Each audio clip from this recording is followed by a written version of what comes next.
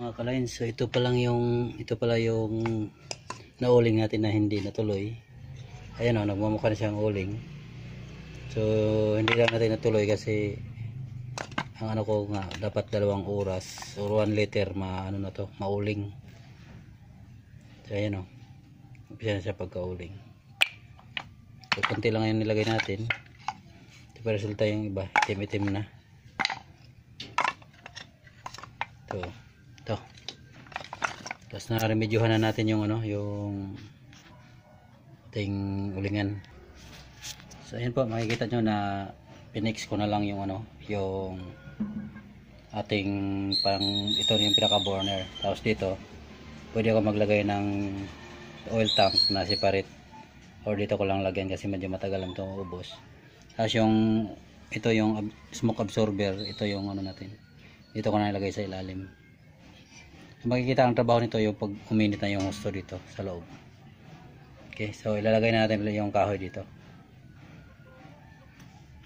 Mga ka-lines, tapos na yun, nailagay na natin yung mga kahoy sa loob.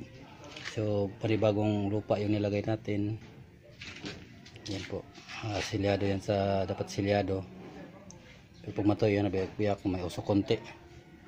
Sa umpisa na natin dito, so tingnan natin kung lalabas pa yung apoy dito.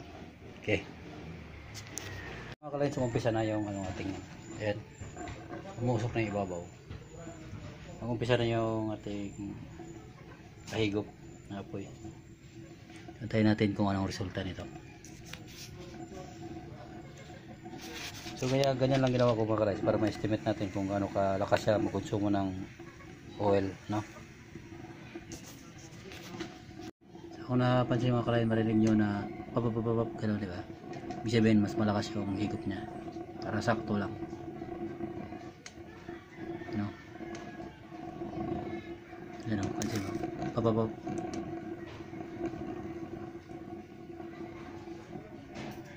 What's up mga kalain? So ito po yung itsura niya, no? Hindi pa masyadong na-shell dyan at bumitak-bitak. So kikita mo yung apoy dyan, no? Lumalabas na yung apoy dyan, ibig sabihin mainit na yan. Nasa yun na yung ating supply. Yan lang po. Maabot na dito yung apoy, malabas na siya. So, ganyan lang yung niya, concept. Ayan.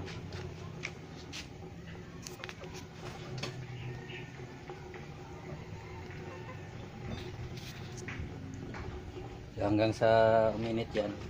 Ngayon pag talagang uminit na ito ng husto dito, ay gagana na po itong yan. Baka ngayon unti-unti nang gumagana yan. Ang kaso lang dito hindi natin na-sell, may tapon siya. So ganyan talaga. So ayun mga ka-lines, pagka naubos ito, wala mga kulang-kulang sa litro, naubos nito, ay stop na natin to kasi parang okay na yung nasa loob, no? So ipakita ko lang sa inyo yung uling nito. So ayan po yung kanyang tsura. So just cooking oil ang gamit natin dyan. So ayan po yun. So tuloy-tuloy lang po yung natin dyan, lalo kung malagyan natin na dito ng supply, okay na yun. Tapos dito yung seal na lang kulang para hindi itong mausok nito. Okay, pakita ko sa inyo yung output ng uling. So ba mga ka-lines, yung ating uling na siya. Ayan, finished product. Ayan.